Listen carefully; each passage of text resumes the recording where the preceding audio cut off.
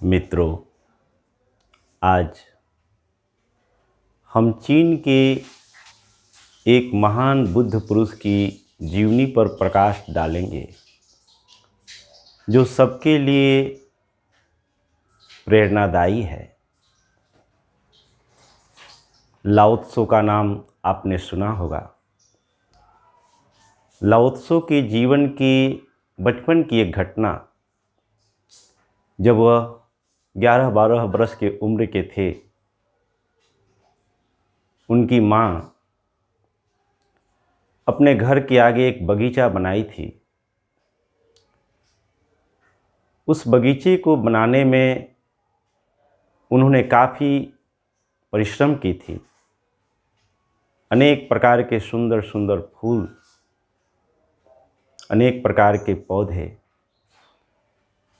उस बगीचे को देखने के लिए दूर दूर से लोग आते थे और उस बगीचा को देख करके बहुत आनंदित होते थे। लोगों को आनंदित होते हुए देखकर लाओ त्सो की माँ को बहुत खुशी होती थी। अपने घर के कामों को निपटा करके पूरा समय वह अपने उस सुंदर बगीचा में ही देती थी। एक बार लाओ त्सो की माँ बीमार पड़ गई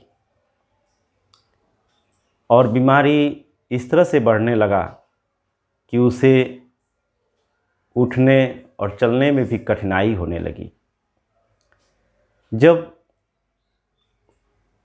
उसका शरीर बिल्कुल अस्वस्थ हो गया,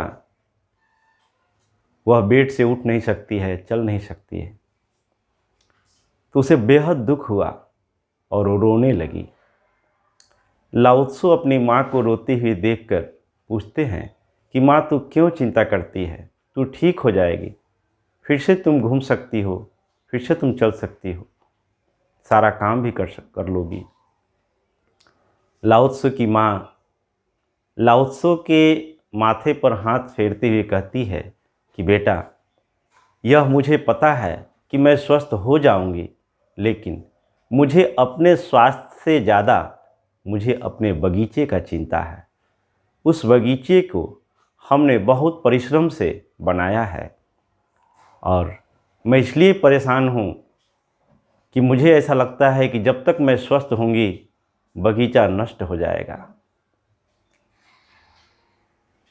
लाओ त्सो कहता है कि माँ, तू चिंता मत करो, मैं पूरा समय बगीचा में दूंगा और बगीचे का देखभाल करूंगा। दूसरे दिन से लाओ त्सो घर के काम निपटाने के बाद, माँ की देखभाल करने के बाद पूरा समय बगीचे में ही देने लगा। सुबह से शाम तक बगीचे में काम करता और थक करके सो जाता। कुछ दिन बीता।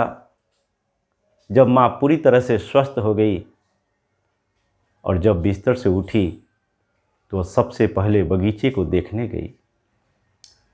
बगीचे में पहुँचते ही बगीचे की हालत को देखकर लाओ त्सो की माँ रो पड़ी। पास में ही लाओ त्सो खड़ा था। उसने कहा कि लाओ त्सो, तूने क्या किया? मेरे वर्षों की मेहनत तुमने व्यर्थ कर दिया। ये सारे पौधे कुम्हला गए, पौधे के फूल मुरझा गए, ये सारा बगीचा नष्ट होने के कगार पर है। तूने किया क्या? इतने दिन तू काम क्या कर रहा था? लाओ त्सो अपनी माँ को कहता है कि माँ, मैं भी हैरान हूँ, मैं भी परेशान हूँ। मैं समझ नहीं पाता कि मैंने मेहनत तो बहुत किया, लेकिन यह पौधे कुम्हला क्यों गए? पौधे के फूल और पत्तियाँ कुम्हला क्यों रहे हैं? तो माँ ने पूछा कि बेटा, तूने आखिर किया क्या? क्या कर रहा था सुबह से शाम तक? उसने कहा कि माँ, मैंने एक एक फूल को चूमा, एक एक फूल के ऊपर पड़े हुए धुलकनों को साफ किया, एक एक पत्ते को हमने साफ और सजाने का प्रयास किया, एक एक फूल और पत्तों पर हमने पानी का छिड़काव किया, लेकिन इतना मेहनत करने के बाद भी पता नहीं ये सारे पौधे कुम्हला क्यों रहे हैं, मैं समझ नहीं पा रहा हूँ। लाओ त्सो की रोती हुई माँ हंस पड़ी। बोलती है कि बेटा, तुझे पता नहीं कि ये जो सुंदर फूल दिख रहे हैं, ये जो सुंदर पत्ते दिख रहे हैं, जो स्वस्थ पौधा दिख रहा है, इस पौधे का प्राण इसके जड़ में है। तुमने फूल, पत्ते और पौधे की चिंता की, लेकिन तूने इस पौधे का प्राण कहाँ है उसके बारे में सोचा नहीं। अगर इस पौधे के प्राण के बारे में तू फिक्र किया होता तो फिर तुम्हें फूल, पत्ते और पौधे की चिंता करने की ज़रूरत ही नहीं थी। क्योंकि प्राण का जो चिंता कर लेता है, जो प्राण को संभाल लेता है, जो प्राण को पोषण देता है, तो पौधे का स्वस्थ होना, अच्छे फूल आना, सुंदर पत्ते आना, यह तो उसका नियति है, यह तो उसका परिणाम है।